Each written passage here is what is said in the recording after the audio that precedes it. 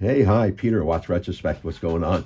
Hey, today I want to compare the Orient Kamasu versus what is unofficially known as the Kamasu 2. They are basically the same watch as far as the case, except for some of the finishing on it. And the dials are obviously different, but other than that, the handset and the case are pretty well are identical pretty much. But anyway, I did an earlier video where I compared the Kamasu. This is the standard Kamasu. This is my blue one here, and I compared this to what they call now the Mako 3, and that watch there. I did another video there if you want to compare this one to. And this is what this was. This was the Mako 3. So I have another video there if you wanted to compare that. And these all have the same case. That's why I'm kind of linking them together here. But anyway, let's get this one out of the way and look at these two here. Because again, here you have the standard Kamasu. This is my blue one. When I wanted to compare these, I wanted to at least have them on a similar style bracelet, because I do have a few different style bracelets on these Kamasus that I own. So I kept this one this one here is on the OEM, pretty much oyster style bracelet. This is it's the original bracelet that they come with from Orient, and this one, which came with that same bracelet, has been upgraded to a strap code. We'll just call it an oyster style. So this has got a nicer bracelet on it, and I have other videos there where I show you the different strap code bracelets you can upgrade these Kamasus with.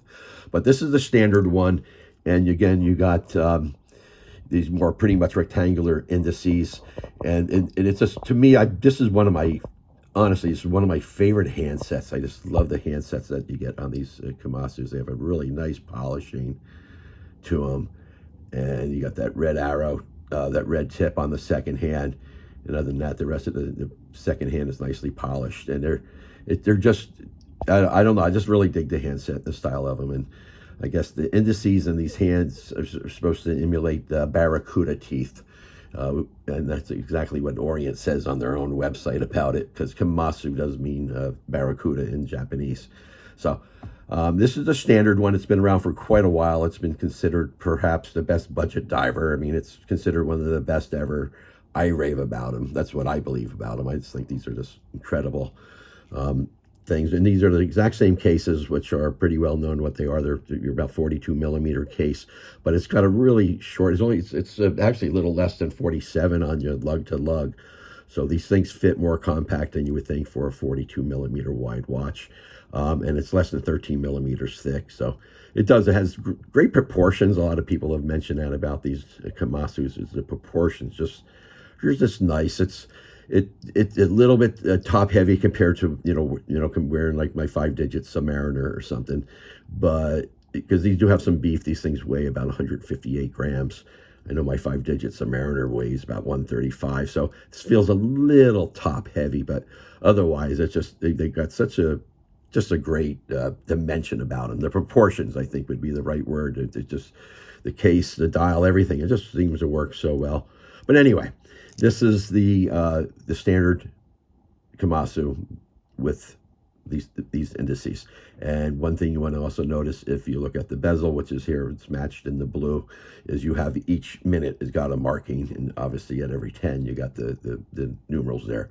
Whereas, let's go look at the Kamasu 2 now, where this one here, as you can see on the bezel, is that it's like a Submariner. You've got the 15-second, you've got the 15-minute or second, I guess, countdown, and then you just, you have at every 5 you have a marking with the Arabic numerals at the 10s.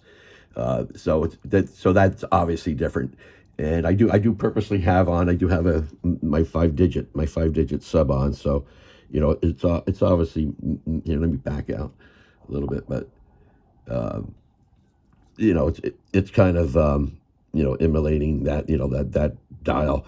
Another thing, while I'm here, I want to show you, this is a 5-digit sub, they have the standard 40 millimeter case. Then the ones that replace these were called super cases, but what I want to talk about is the so-called maxi dial. A newer Submariner, the indices, those round indices, they're bigger. and it's what they call a maxi dial. They call the bigger case a super case, and then a maxi dial. That's the Rolex lingo for that.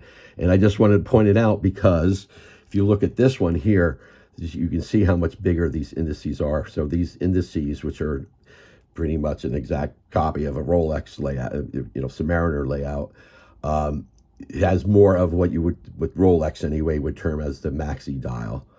With where these indices are just bigger, and it's a good comparison for me with which one I like better. And I think I actually like the smaller from my 5-digit Rolex. I think I actually do like those being smaller compared to what they are today. But anyway, there's your biggest difference, obviously, on the dial. Well, maybe not even the biggest difference, because the first thing you're going to really see is how this has got a gradient dial to it. It gets darker as it goes out to the edge. You can see it here. I don't have great lighting, but you can see how it plays with the light.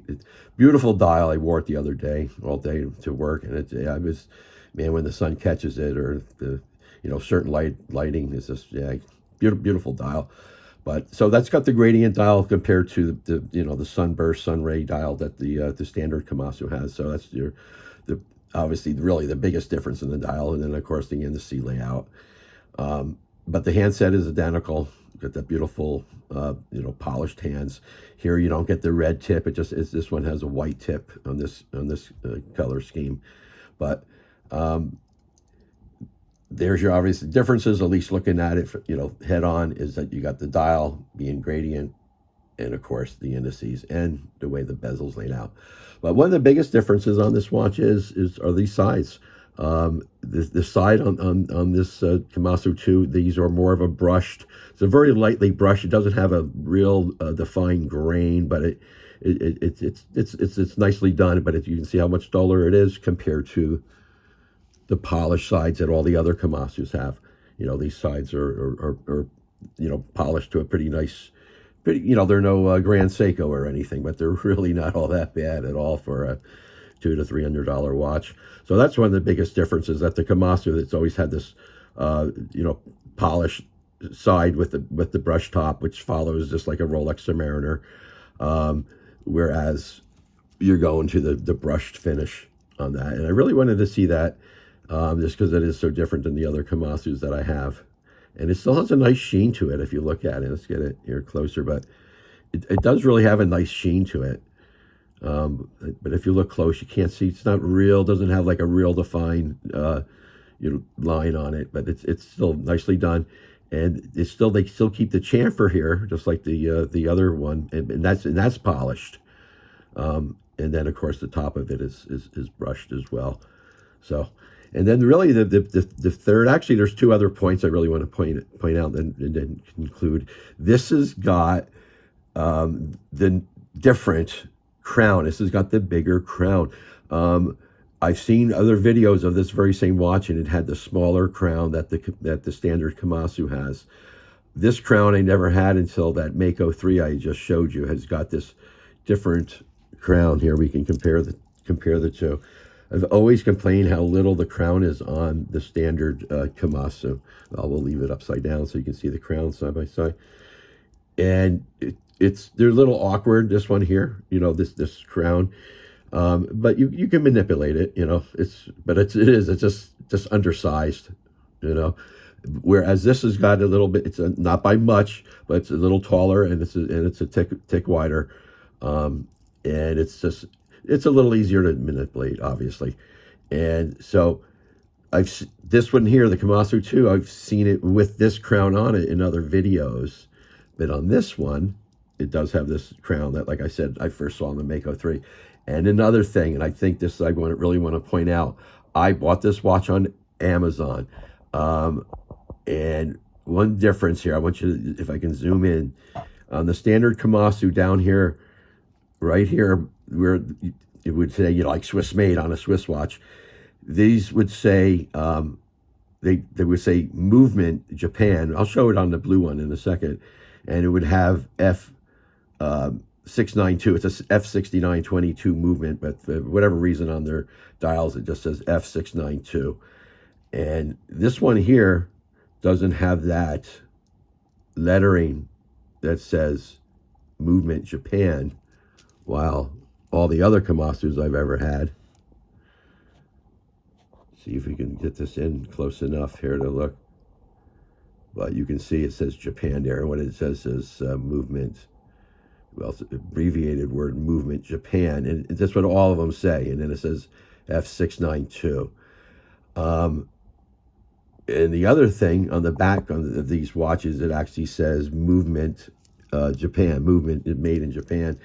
Where this here, on the back of this one does say that it's, I don't know if I can focus in, that it is made in Thailand.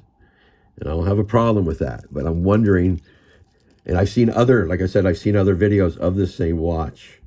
Yeah, just there it is. Yeah, made in Thailand. I have no problem with that. But on the back, it just says made in Thailand. It doesn't say movement made in Japan, as the other watch does. So I don't know. It's got the F6922 movement in it, but whether or not it's a Japanese-made one, I don't know. I don't know. And I only mentioned I got it on Amazon. You know, do they get the same inventory as other distributors? I don't know. It might just be they decided to build them in Thailand. And I have no problem with the fact that the other ones are either, I assume, were assembled in China with the Japanese-made movement. So, but either way, just wanted to point that out about this particular watch is how just the fact that the movement, there's just a little question whether or not that's it's the same, you know, Japanese-made movement in it. It's or not. I'm not 100% sure. Yeah, there we go. But so basically, your difference is the crown on this one anyway. You got the brush sides. You got the fact that this says made in Thailand as opposed to having the movement made in Japan.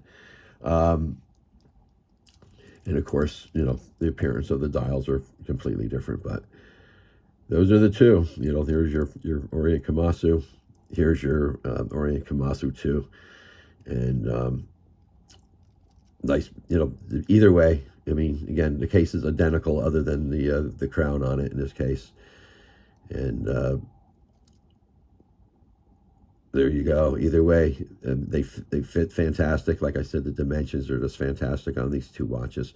But anyway, hey, hopefully this helps you. If I can answer any question you have, please give me a holler. Really appreciate thumbs up. And again, any comment, I'd be glad to answer any questions you might have. Thank you so much. Appreciate it. Thanks for joining me.